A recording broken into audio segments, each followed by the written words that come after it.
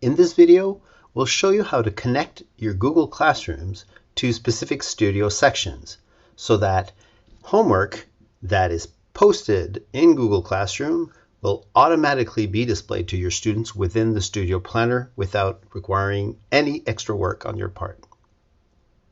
First, we'll see how that connection is built between Classroom and Studio, and how do you pick a specific classroom to pull assignments from.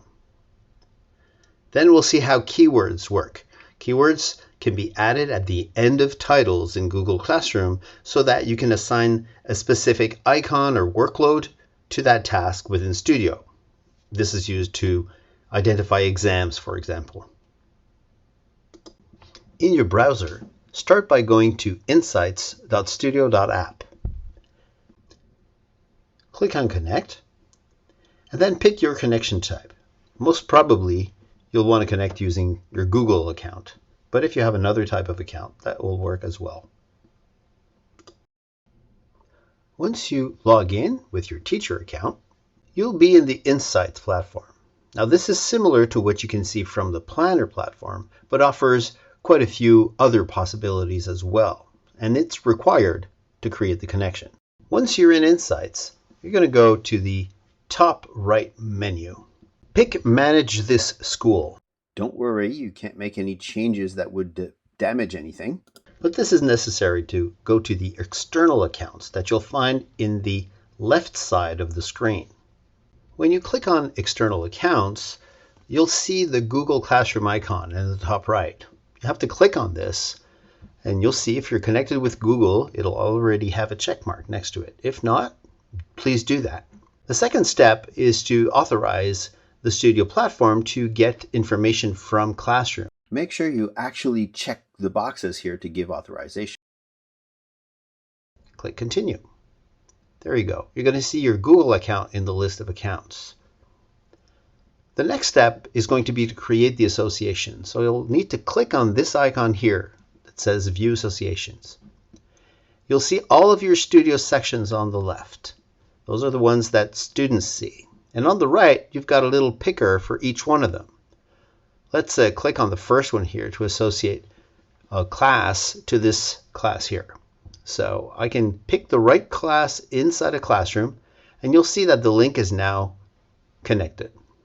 Now, the two dates that you see at the end are the beginning and end dates for this association to be active. Therefore, if you are starting this mid-year, you'll probably want to move that start date to a date that's current or around the today date.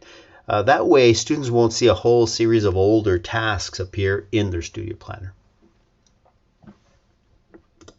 Now, it's very important that you don't forget to save your changes right here.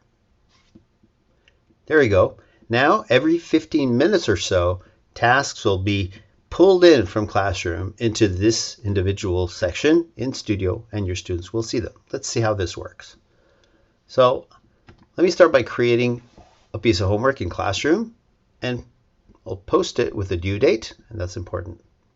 In the student account, I can go in and see exactly this task has now been pulled in. Now let's take a look at ways to use keywords to assign specific icons and workload levels in Studio directly from Classroom. In Insights, in your external account, next to your Google account, you will see the gear icon. Now this gear allows us to adjust the settings for these keywords to be enabled. And simply use IMP as an abbreviation for important. So let's say we want a task to show up differently when it's a more important task than others. Now you could use grading levels as well to imply that something is important, but in our case, we'll just use this keyword. And then we'll pick an icon that will represent this type of work. So when it's important, we're just going to say it's a piece of homework and that the workload that it corresponds is medium level. That's all we need to do. The keyword has to be used at the end of the title in classroom between brackets in order to be seen by the system. So now that I have this keyword, let's go and take a look at what that would look like for the teacher and student. So as a teacher, this is the same task that we had before. And if I go and modify or edit this task, I could go and change the extension at the end. So I would enter it at the end, such as this way. Now, that's the only change I need to do. Because I set IMP as a keyword, it will now detect this keyword and do something with it. And what I did request is that it be transformed into an important homework icon directly. So let's take a look at what this does. I will save this and we'll switch to the student to see what that looks like on their end. If I log into my student account and I look at the tasks view, you'll notice that the book reflection IMP has the red icon right here. So the level is now set to important. And you'll see a couple of more icons here that have already been done in other subjects. So in my math class here, you can see the MAJ keyword that this teacher would have set, transform the icon into a major workload, which is the reversed red icon. Now you can also specify keywords for very specific types of tasks like oral or reading or activity or sports or any of the icons that are available in Studyo. So hopefully this is something that might be useful.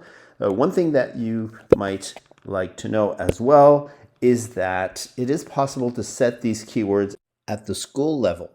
The Studyo administrator can save the same settings to all the associations, therefore avoiding that work for teachers. In this case, you should ask them about any keywords that have been put into place in your school.